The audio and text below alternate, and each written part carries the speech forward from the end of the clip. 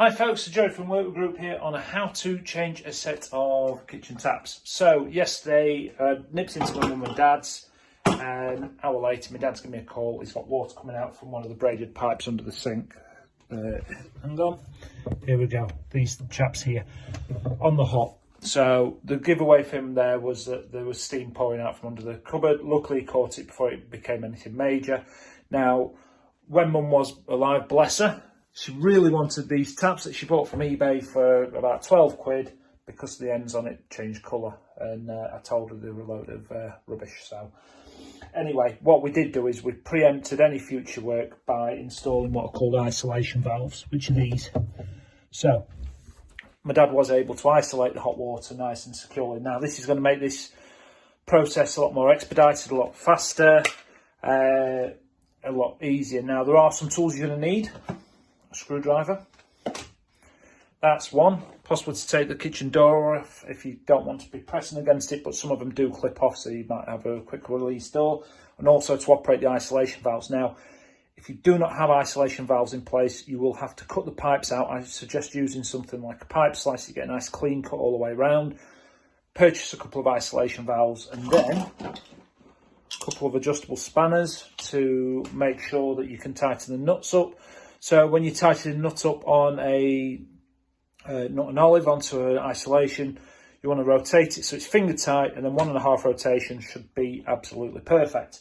Then what we have now, I use something that's slightly more advanced, but this will make it easier for you. So these chaps are called tube spanners. Pick them up from B&Q Screwfix, about 10-12 quid. They're not expensive, but I use a ratcheted set, which if you tool fiend like me, go and buy one. You're really not going to be using it often.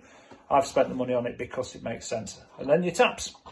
So just going to replace them with some B&Q taps. Nothing wrong with Cook & Lewis taps. We've got a pair that has. So all we wanted a nice swan neck on it so my dad can put his bucket under it, so that when he washes his car he can get in there. There are lower level ones. There's some that are down to 30 quid. Spend anything on your taps.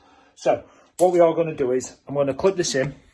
I want to do this two-handed. So first things first, what I am going to do is I'm just going to remove on this end screw here and slacken it off. I'm going to give myself just a little bit more room. There we go. One kitchen door removed. So like I said, you can actually, there we go, I can sit a lot more comfortable in it. You can actually, some kitchens are quick release like ours at home. It doesn't make us posh or anything, it just means it's easier to pop back on and off. Going to swap to the negative head on the screwdriver. Like I said before, when I did these, there was no isolation valve, so what I had to do was turn off the mains water supply, drain down the system. Unfortunately this is a vented system, so there's a 120 litre cylinder upstairs in the airing cupboard, and then when it was drained, cut the pipes and install the isolation valves. Now, like I said, these are already pre-installed. Depending on how they're installed, you might need a small screwdriver, short, stubby, whatever. But a flat head on an isolation valve, you'll see where the screw head is and then the body of the valve. If the screw head is in line with the valve, that is on, and if it's across the valve, that's turned off. So what we've got is we've got these nicely turned to 90 degrees now. Now, because they are on rigid pipework, this makes it easier. Take as adjustable. I do also have a towel down just to catch any drips of water. There's nothing worse than investing into dripping water.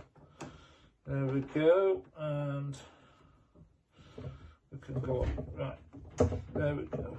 And we start to slacken that top nut off. So on these, there are flexi pipes. Like I say, some might be rigid pipes into there. If they are, just have to isolate them off.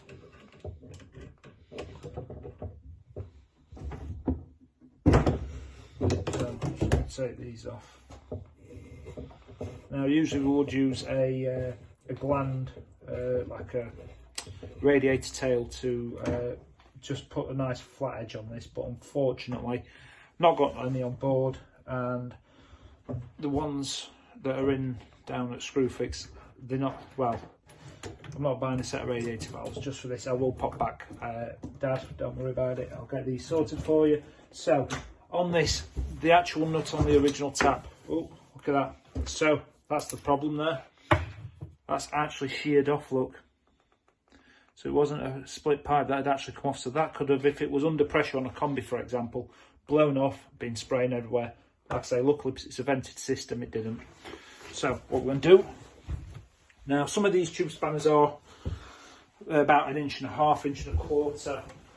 This, I do know, is one of those, but you can sometimes get lucky just slacking it off with your fingers.